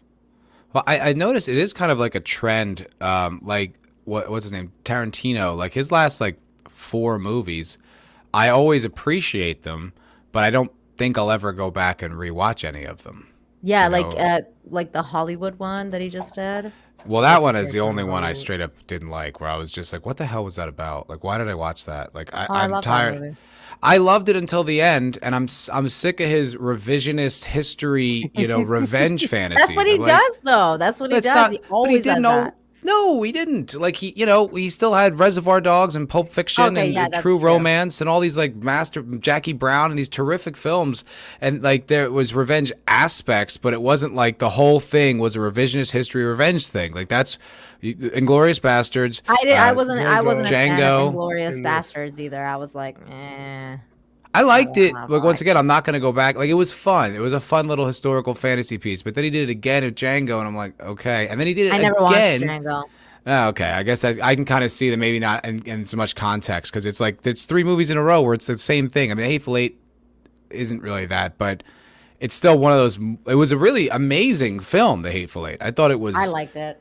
great, but I don't think I'm going to go back and watch it again. Like, I probably won't either. yeah, I like, think my favorite one of like his is probably like Kill Bill. right, Kill Bill. I love that that's a movie. revenge Like, piece too. I'd watch yeah. Kill Bill and Kill Bill 2 like probably over and over again. Like not Those are over good. and over, but you know what I mean. Like I'll watch Every it few once in a years. blue moon. Yeah. Yeah, those are good. They're fun. I like the first one a lot better than the second one. Me Personally, too. Kill Bill. But I Kill like Bill- that it had an ending, and it was Yeah. an ending like, Mm-hmm. that I could be okay with. Like it wasn't like, It's a cool oh man, story. he totally drove off the deep end with this one. Like no, it was pretty good. It was alright. That's good, and it's a very cool female protagonist. Yeah, Like she's a lot to overcome, and she can still be a badass, and you buy it. yeah. She had to go through so much to earn that kind of badass samurai thing, and like all this humbling experiences she had to go through. Like it's a great female protagonist in that movie. Yeah. And a lot of great antagonists too. Like a lot Yes. of great female antagonists. Yeah. Were in this movie. Yeah. And I That was like, fight scene, I think the fight scene in the second one in the Yeah. trailer was great. There's a kind of iconic fight scene in movies, isn't it?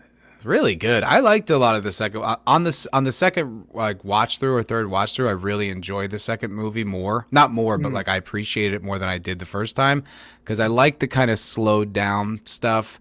I liked all the Michael Madsen thing where like the snake bites him in the face and the pimp. it's been a long time since I've watched it. I have to rewatch it again, but it's It's definitely good. like one of my favorites. Yeah. Well, the first one especially. I love the first one. I was like, oh my god, this is amazing. So Oh, good. Pat S points out that she punched through a coffin. That was the only part where I was just like, all right, and that's a Yeah, little- yeah, okay. It's not how that works. Even if Yeah. she could punch through it, there's still 6 feet of dirt like on top. Like, all right, I mean, Yeah. Yeah, a little probably bit. Yeah. not. Yeah. Well, you gotta have to suspend your disbelief, or Yeah. Yeah. beliefs or And whatever. Kill Bill lives in the suspended disbelief world. Exactly. Agreed. And I'm Agreed. okay with that because it was so outrageous that you're like, okay, yeah, I can let this go. Yeah. Elvis says it. I've let best. everything else go, so I'll let this go too. There's no connection with reality, and it's on purpose like that. And that's- Exactly. It's just fun. I It like is. movies that are just fun. I miss Yep. movies that are just Yes. fun. Like I just want to be entertained. Actually, I did watch one recently that was just really fun, and it was with Mel Gibson. It was called Big Boss, something Boss. Hold on, let me see. Was it like, I don't know. I mean, I know there's the Christmas movie. No, that's That he- Batman, and that was. Did great you too. see that? Yeah, Did you like it? yeah, I did. I enjoyed it. I've heard mixed things. I mean, like a lot of people I've heard from liked it, and then there's people who are like it's hot garbage. So I'm not sure. It's I called haven't seen the it. one I'm talking about. That's like super fun. Is Boss Level. Boss Level. I think I heard of that. Yeah, and Man of War actually right in the chat. The same thing. Boss level. It came out this year. Yeah, it was really fun. It was a fun movie. No Is it politics. It's all like it's like a Groundhog Day kind of story where like the time resets over and over. Yeah, Okay. that's it. Is it video game themed? Kind of, yeah, but different. Okay. That's It's interesting. based on a video game theme because the guy Based. keeps dying over and over and he wakes up over and over. But it's really good. It was really good. It was really fun. Oh, that's interesting. And movie. it looks like in Japan. And Mel it's Gibson called plays the bad Continue. guy. He's not the good guy in it. He plays the bad guy. Okay. Huh. I mean, if it's fun and it's just a fun film, sounds good to me. It's so fun. It's all action. It's all just like crazy action, cool. not all the women are super powerful. It's about this dude. Like, it's about a dude. It's actually about a So, guy. Wow. yeah, it's actually about a guy. And even it's know about a that. dad. It's about a dad and what the dad does for his son. It's really good. It's really good. It's good stuff. That sounds interesting. Cool. No, I'm sorry. I'm focusing on the chat because there's like a mini conversation about like Tarantino's best. I see Reservoir Dogs is second best. Oh, yeah. I will say this about Fat Man though. Like I won't say like Fat Man is one of those things where you're gonna go to it every year. Like you're not gonna be like, oh, like it's my favorite Christmas movie of all time. Like Yes, Die Hard. it's not like it can be like Die Hard, but maybe in a few years, when it gets that kind of like the classic thing. But it's good because it's creative. Like it's not. And it's not hating on Christmas. It's not like Santa Inc., where they're like, oh, let's go be edgy and just hate on Christmas and like tell everyone it's a piece of shit holiday, and it's just for white men and blah blah blah. Like it's like, okay, like let's be edgy. So we'll have a black Mrs. Claus. But other than that, it's pretty fucking amazing. Like it's like, okay, let's like I like the takes. I like the takes they had. It was creative. It was like It's a funny idea. I mean, the kid like gets coal in his stocking, so he hires an assassin to kill Santa. That's funny. Yeah, I thought it was creative. It was good. Why not? There's a lot of that. That's kind of a genre, like those action Christmas movies. Like that's sort of a Die thing. Hard made that a thing. And there's a bunch. The interpretation, like, because it wasn't, when I was younger, no one called Die Hard a Christmas movie, and now that's the thing. It's like, yeah, it's a Christmas movie, so people say, yeah, it is. Let's make other ones just like it. Yeah, Die Hard was always a Christmas movie in my house. It always. It wasn't here. Not in mine. It was one of those movies that like my family, like my uncles especially, my uncle and my cousin would watch like year round all the time, just constantly. Like you knew it took place at Christmas, but it was one of those movies that was just always on, just always. It became a Christmas movie when I when I met my husband when we started first dating in like 2001 or whatever. When I met him, he would be like I was like, what's your favorite Christmas movie? And he's like, Die Hard. And I was like, Die Hard? Like, the fuck? Like that's not a Christmas movie. Like Home Alone or whatever. Like Jingle All the Way, like a lot. Jingle All the Way. Yeah, like something Christmassy. And like he's like, that is a Christmas movie. And I was like, I've seen it. I didn't think it was a Christmas movie. He's right. Like, and then he tells me like all the things that I say now, right? Like, it's during Christmas, it's this and that, and it's a Christmas movie. And I'm like, you know what? You're right. It is a Christmas movie. So then we started watching it every year, and it just became like a thing. So, I never I mean, I guess I have no problem calling it a Christmas movie. Like in my Christmas decorations, I have a framed laser disc of it that I put up. It's kind of that's cool. know. But I mean, to me, like my favorite Christmas movie, hands down, like far and away, like first place by several miles, is It's a Wonderful Life. Aww, that's John's favorite too. It is, to me, that is like what Christmas is all about. Like it's such a wholesome, like truly like a love letter for humanity. It's this positivity. I love it's like that. True hope, true, like it's a beautiful, beautiful movie, and it's funny. Like I think it really is like a fun movie. Like it's relatable. Not very many people of this generation would be able to appreciate It's a Wonderful Life, though. It's way too slow for them. Like it's not like it's one of those things where it's definitely a generational thing because it shows like kind of like how old you are and the fact that you're willing, like you're able to sit there and appreciate this movie for what it is. Because the new generation, they won't be able to like watch that. I wonder because it's not. It's just low stakes. Like it's not say low stakes because it's like a guy's life is in the thing, but there's not. It's not like a drum beating. I think, but it moves. I don't think does. Yeah, like I think it's swift in its storytelling. So in that regard, but I also like that there's like pretty interesting social commentary there too. Like it's anti-big bank, which I appreciate. I think that's you know, and that was in the 40s or whatever. To be anti-Big Bang back then, it's like kind of like this. It really is. In from one angle, looking at it, it really is like a warning about like abandoning small businesses and these conglomerate banks that are, you know, going to basically dehumanize people and turn, you know, like everyone into like a number. And it's like, man, they nailed it there. Yeah, they predicted it. Yeah. They predicted it, but I mean, you know, the 40s are right after the 20s and the 30s, so they're like, fuck banks. You know what I mean? Yeah. Right. That's true. And That's a My good favorite point. Christmas let's movie bail out right banks. now, like for the past couple of years, has been Elf. Just Elf, because okay.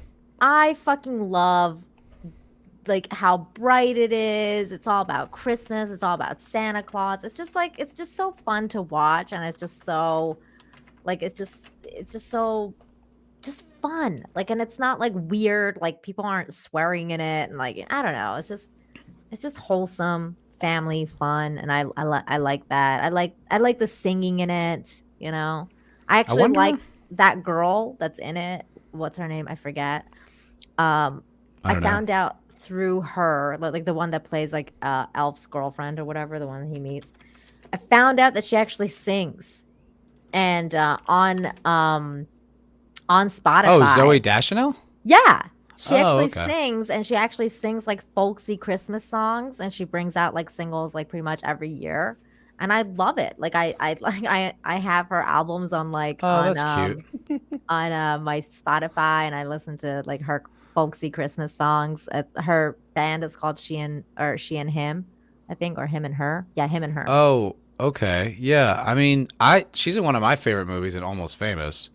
So I she's- love that movie too. Yeah, me too. Yeah, her sister is Bones from Bones. That's how I knew of. Did you ever Zoe. see New Girl? I never did. No. It's good. It's good.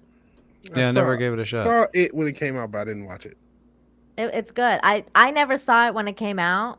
And then years later, actually, like very recently, when I started going on Twitter, I saw somebody post like a GIF of it, and it was like of the one of the main guys, and he's like in a hot tub, and he's like holding this Asian man up, and he's like carrying him up in the hot tub, and I was like, this is the funniest GIF I've ever seen. And so I asked someone, I was like, where is this from? Like, this is so funny. And somebody was like, New Girl. And I was like, okay, I'm watching it just because of this GIF. I'm watching this freaking show.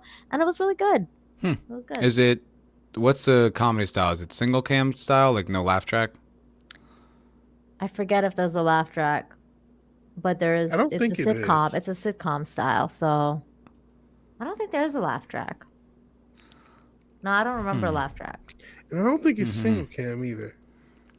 Offhand, if I remember it, but like I didn't watch it. I just remember So it. Somebody mentioned Bones, and I used to watch Bones, and they came out around the same time. It's 3 camera without a laugh track? That can't be. That sounds about right. Or maybe I'm wrong. I don't think there's a laugh track, and in Brian's Day, There is no laugh track. I don't remember laugh track. I couldn't tell you the camera. The way I'm looking at it, it. the images I'm seeing just from Google looks like a single cam. Okay, Like, and maybe single you're right. cam means like, so it's like you do like one camera takes and then you flip the shot or whatever. But 3 cameras, like in a studio where there's a 3 camera setup and they flip from camera to camera. Reverse. That would be like, you know, Seinfeld's a 3 camera. Okay. Kind of, yeah. Oh, There's a live I don't audience. know. I think it's 3 because they do the different angles in the apartment, and also like because they have a shared bathroom, so they have like different angles in the shared bathroom too.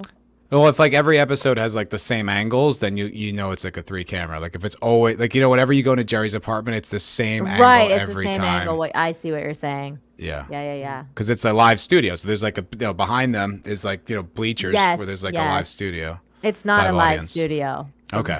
Yeah, it's So definitely it's not probably that. single cam. Yeah. Yeah.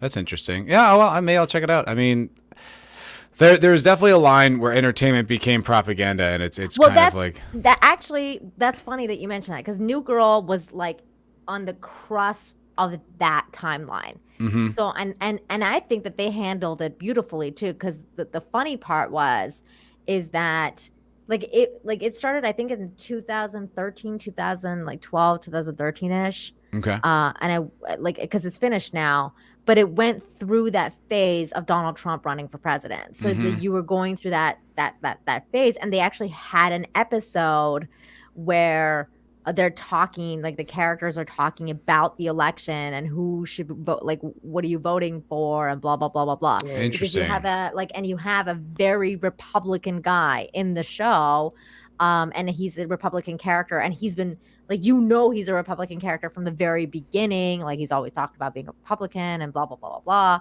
And then she's a Democrat. So she's like, obviously I'm voting for Hillary, and like blah blah blah. Like, she's just being like that lefty, like, whatever girl. And she's trying to change the other guy's mind, but he's just like, fuck off. Like, no, I'm not, that's like, my, but like the way that they did it though was interesting to me. Like, it wasn't like,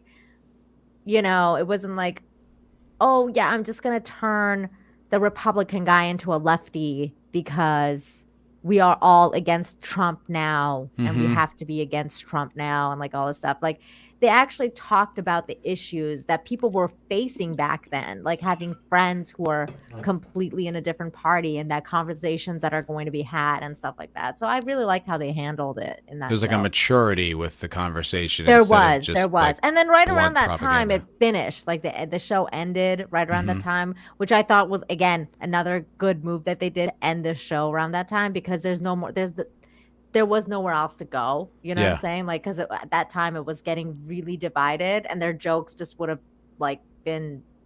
They knew that they had to go like far lefty, and they weren't going to do it. So I'm glad that they ended it. There was a comedy that I watched at the time called You're the Worst, which was like my favorite show. Like, I was obsessed with that show. It was on FX, and then I think they moved it to FXX. And I thought it was so funny. It was so vulgar, so honest and blunt, and all the characters were a mess. Nobody was like a head and shoulders like above anybody. It was really, and I thought great, like really, really funny. And then after the Trump election, the next season was like so weird, and I'm like, what is this show? Like, I couldn't it was before I recognized that, well, before anyone realized that like everything changed, and now we're doing, all of it's going to be propaganda. But I was like, I think they're like, because I was living in Hollywood at the time, and everywhere you went, people were just like miserable, as if half the country sank into the ocean or something. Like, it was like a catastrophe in their minds, and I'm like, I think this is like, they just go into the writer's room, and instead of making jokes, I think they're all just like, yeah, did you hear what he did? Did you hear this? Did you say that? And blah, blah, blah. Yeah. I really think that's what characterized the show. And it just took all the funny out of it. And there was like one scene where completely this character out of nowhere becomes like a men's rights activist. Like, he just, oh my God. And then in a restaurant, he just gets punched in the face randomly, and then did you just say men's rights activist? Yeah, have you ever heard of that before? No. What is that? MRAs. It's an organization of men that like stand up for, like, a lot of it has to do with what's it called, like family court rights and stuff like that. And okay. They'll like legally advocate, or like men who are like in abusive relationships and shit like that. Like, they make them out to be like they're a group of like, women hating sexists, and I'm sure some of them are, but there is some really interesting, like, authentic, things that they're trying to do. People who've gone through like, women who are psychopaths and are trying to, find some semblance of sanity amongst each other. I understand. A lot of legal stuff as far as that go. Like, like if you're a man who faces a domestic dispute and a woman hits you, you're probably not going to get justice like in pedestals and sales. There's some of that. I'm sure there is. Some of that.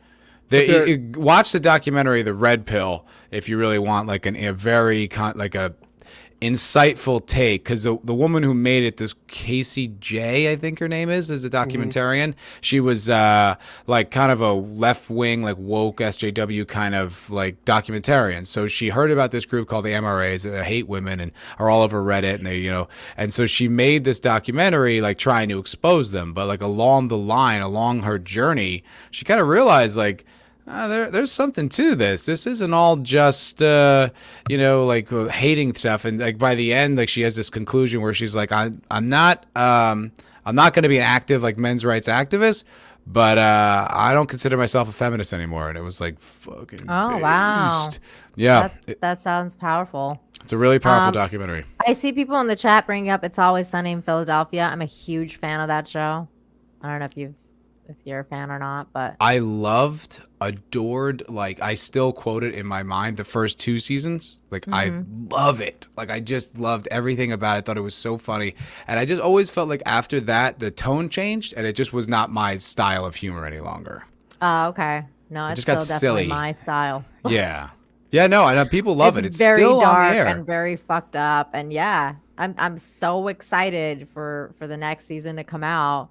I've heard that they're going to be dealing with the quarantine. Like one of the episodes is going to be like the gang in quarantine, and I'm so excited to watch that. That's going to be great. They did one in the last season where they talked about. I mean, this one was hilarious because it really talks about like the times that we're living in now. So this was one episode where it was like bring back the dong, and they were being shown like they were like in this focus group and they were being shown kind of like this movie that was like kind of like Indiana Jones-esque, and it was about a fictional character that they all loved, and they had all seen like 5 or 6 different movies and like throughout time, right? Like, and they loved it. And in every one of the movies, apparently he showed his frontal area, and they were like big fans of that. So like the new focus group, they were like, "Oh yeah, we're taking that out now because, in the Me Too era, no one really wants to see that and all this stuff." And the gang makes like a huge deal out of it. And they're like, "Bring back the dong," and like all this stuff, and then they're like talking about So Me it's supposed Too. to be basically It's like just us. so Like they're good. just It's trying so to fight good. for keeping culture how it is, basically. Yeah. And So it was basically they're like making fun of Indiana Jones and how like Indiana Jones is gonna become a girl now, and that like they're literally like making fun of that. They're like, "Here's the torch," and they like it's like a he's, like, She passing like the torch to literally the passes girl. the torch. Yeah. That's funny. It's like so fucking it's just so on the nose and so funny, and they're like just literally calling it out. I mean, the same thing happened like recently with Curb. I don't know if you're a fan of that. Curb Your Enthusiasm's doing very similar stuff. Larry David. Like just last week, the new episode that dropped was all about Me Too. And I thought it was really funny because he's doing it so well, and he's one of the only people that can get away with making fun of the stuff. But he was making fun of that situation with I don't know if you guys remember when the Me Too thing happened. Remember that guy, the chef dude? What was Mario his- Batali. No, the chef dude that killed himself. Oh, Anthony Oh, Bourdain. Bourdain. Anthony Bourdain. Okay, do you remember his girlfriend was like this model, Yep. and it Yeah, turned out that she something slept with like Argento. some 17-year-old kid that like Paid him off. and he paid him off. So Curb, the last episode was all about that. So he's like making fun of the fact that like he's working with that kid now, like quote unquote working with that kid that slept with pretty that funny. lady or whatever. That's and pretty he's funny. like, and he's calling him out, and he's like, "Oh yeah, like you slept with like some fucking model that's like 37 years old, and you're all like, I'm a victim." That's So, kind of like, funny. and he's like making fun. He's like, "Yeah, right, you fucking liar." And he's just like, "Oh, it's so good. It's so good." That's pretty funny. Elvis says, sorry, that sounded like a sentient total comment. Elvis says, Nina is killing it. She even stopped Matt from mansplaining and made him beta. So, way to go. Oh, More intersectionality. yeah. And yeah, Brightest Day, I agree. Air quotes killed himself because apparently he had discovered some wacky shit he wasn't supposed to know. Oh, Bourdain. I'll leave it at Well, that. this stream is already demonetized. So let's avoid the hardcore conspiracy do stuff your- right now. I didn't say hardcore conspiracy. I said do your own research. Don't listen Do your to own me. research. That's Do true. your own research. One of the Nina, I want to say one of the funny Curb takes I thought was so great. It was such a good Larry David joke. Was that like once like during the Trump administration, like if he didn't want to talk to people, he would just put on a MAGA hat. Yeah, that was so good. I died. That's Oh such my a funny. God, that was such a good episode too. Yeah, like not taking it like not taking the like we have to hate him, just like exploiting everyone's hate so that he doesn't have to have social interactions. Yeah, he did really similar stuff. Like again, like he's been calling out Me Too a lot. So like in the first, I think it was one of the first episodes of the season, he's hanging out with his Jeff, his manager, kind of like a bigger guy, and like Jeff people were Garlin. like, yeah, Jeff Garland. like, and people thought that he was associating with Harvey Weinstein because he looked like Harvey Weinstein. And he's like, funny. your fucking manager's Harvey Weinstein. And he's like, I'm not Harvey Weinstein. That's a good It's so joke. good. I like that. That's very funny. I love Curb. Yeah, like he's just a Feels straight up good to funny guy. laugh. Yeah, Right. It really does. Genuinely does. I miss it. That's why I was talking to a friend of mine last night, and she's going through a breakup, and she like lost her job, and she's Ooh, like, it's like that's all this stuff's happening to her at the same time, and you know, she like so I was just like, yeah, you know, like I just spend so much of my time like listening to comedy or comedy podcasts, because that's kind of the only thing that can kind of, I don't know, break me out of it, make me feel good or laugh or whatever. She Same goes, here. well, the guy she broke up with was a stand-up comic, so she. Oh no! Oh, I was like, that's ooh, terrible. ooh. Yeah, Oh, that's not good ooh. advice then. Sorry. Oh God, that sucks. That's Yeah. always tough. I know. I felt bad for her. You know, she's a good girl, sweet person. But we are approaching 2:00. So Yeah. that's typically our wrap-up time. I've got to get going to work. I know Vigilante does as well. Yeah, I do. Sure, it's been really fun to hang out with you guys today. Yeah, it was great to have you, Nina. Here half the damn episode because of fucking. Thank you, StreamYard again. But That's right. thank you for all your service. Aw. Yeah. Well, yeah, Nina, thank you so much for stopping by. It was great to have you. You know, Definitely, no problem. You had us Really on your fun. channel very graciously, and I'm Yes, happy you we could did. repay the favor. Yeah, it was really cool. It was really cool, and I love your Friday show. So I'll stop by if I'm like not dying, and and you know, I want to actually be on a panel still on a Friday night. I'll stop by. You're welcome anytime. You know, you're in the Discord, I think. So I'm not because You're I not. don't do Oh, Discord. oh, you don't do Discord. That's right. Okay. No. But you're welcome anytime. I mean, I can get Thank you the you. link weekly if you like. But yeah, that's a fun show. It's just a. It is. Wild. It's fun to like, you know, just sit back and listen to some friends and, you know, just talk. And I especially like it when we have arguments on there. Like, you know, when at that one time I came on and we like, not that I especially like it when we have arguments on there, but like I especially like it when people like are able to have a disagreement and still be friends afterwards. Like we're all still friends, and you know, we can all disagree. It was like me and Tom. We had a huge disagreement about the new Ghostbusters, but we're still friends. Ah, like, you know? cool. Oh, I've had plenty of disagreements with Tom about movies. Lots. Yeah, lots of Yeah, it used to be disagreements. normal. It used to not be something you had to highlight as a thing. But that's not. But it's not okay to disagree and still like interact with other humans that you disagree with anymore.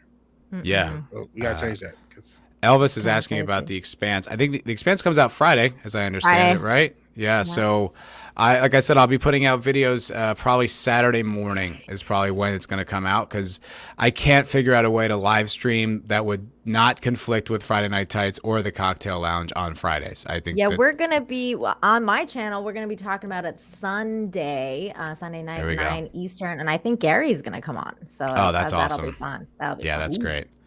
Yeah, Gary did that for me very graciously last season, the finale, which was really terrific. And it's an upsetting thing, and I think when you see a show like this that you love for so long kind of collapse and become something different, it is really helpful to hang out with like-minded people so you can kind of heal it a little bit. I know that sounds a bit melodramatic, but I think it's true. No, the blow is not as hard then. You're like, okay, at least we're together.